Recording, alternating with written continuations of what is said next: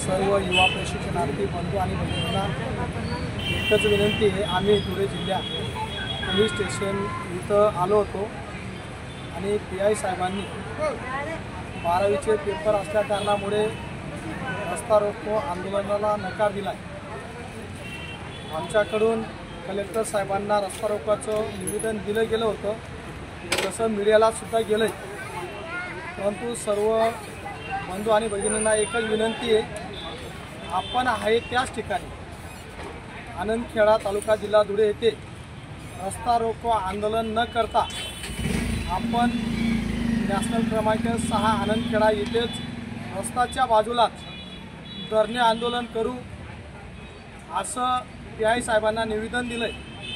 म्हणून धुळे जिल्ह्यातील सर्व प्रशिक्षणार्थ्यांनी धरणे आंदोलनासाठी 18 फेब्रुवारी रोजी सर्वांनी ठीक 10 वाजता मोठ्या संख्येने उपस्थित राहावे।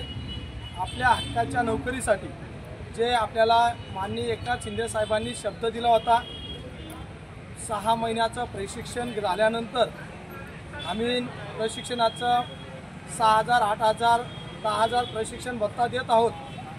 हे देशातलं पहिलं राज्य आहे आणि त्याच प्रशिक्षणार्थ्यांना परिपूर्ण प्रशिक्षण झाल्यानंतर आहे त्याच आस्थापनावर परमानंट करू असा शब्द दिला होता। पण एकनाथ शिंदे साहेब यांना आम्ही विनंती करतो, तुम्ही शब्द दिल्यामुळे आम्ही लाडके भाऊ बहिणी तुमच्या सोबत होतो, तुम्हाला निवडून दिलं, तुम्ही सत्तेवर आले। आता आम्हाला प्रशिक्षण पूर्ण झाल्यानंतर आहे त्याच ठिकाणी प्रमाणन करा।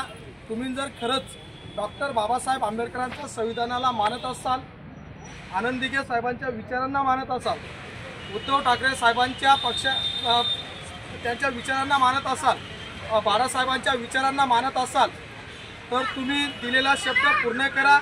इथं गोरगरिबांचं मुलं आहेत, राज्यामध्ये आम्ही 1,10,000 लोक आहोत। जर तुम्ही आम्हाला रोजगार दिला, आम्हाला आनंद झाला, आम्ही तुम्हाला निवडून दिलं।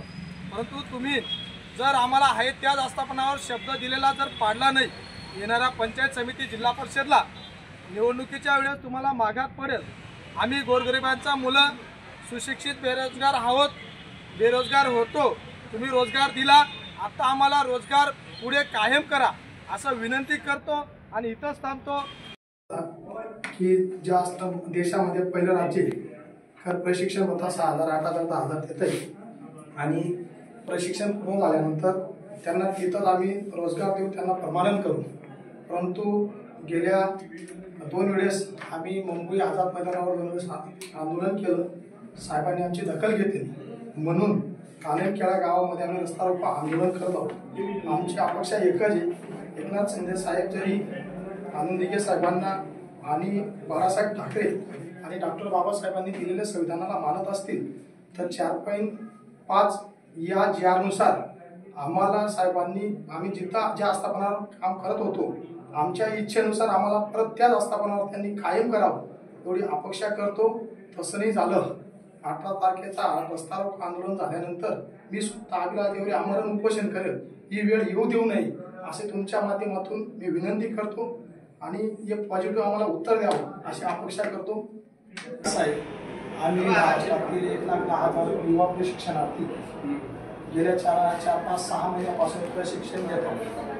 आम्हाला माननीय एकनाथ शिंदे साहेबांनी शब्द दिला होता की देशामध्ये पहिलं राज्य आहे तर प्रशिक्षणार्थींना 6,000, 8,000, 10,000 प्रशिक्षण भत्ता देत आहोत। परंतु शासन शब्द दिला होता म्हणून आम्ही सर्व लाडके भाऊ आणि बहिणींनी शासनाच्या पाठीमागे भक्कमपणे उभे होतो आणि त्यांना सत्तेवर आणून दिलं, परत निवडून दिलं। आता आम्हाला एकच म्हणायचं आहे, आमचं प्रशिक्षण झाल्यानंतर 4.5 या GR शासनाने दिलेला शब्द पाळावा आणि आमची इच्छा आहे, आम्ही त्याच आस्थापनावर आम्हाला रोजगार द्यावा, आम्हाला कायम करावं। जर एकनाथ शिंदे साहेब आणि सर्व मुख्यमंत्री साहेब जर यांनी डॉक्टर बाबासाहेब आंबेडकरांचे जर संविधान मान्य असेल आणि आनंद दिघे साहेबांचे विचार, बाळासाहेब ठाकरेंचे विचार जर त्यांना मान्य असतील, त्यांनी दिलेला शब्द पाळावा, आम्हाला रोजगार द्यावा एवढी तुमच्या माध्यमातून आम्ही विनंती करतो।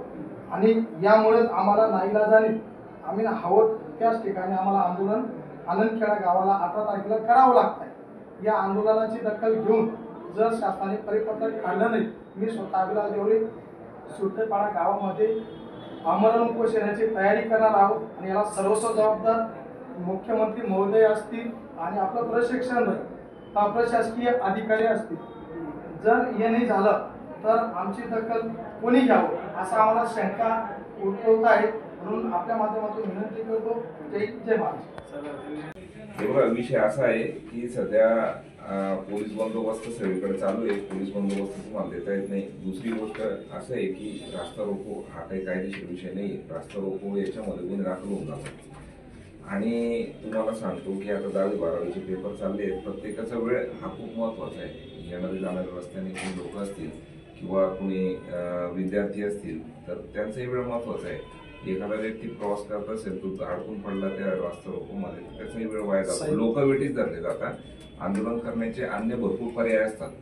अन्य पर्याय तुम्ही वापरा.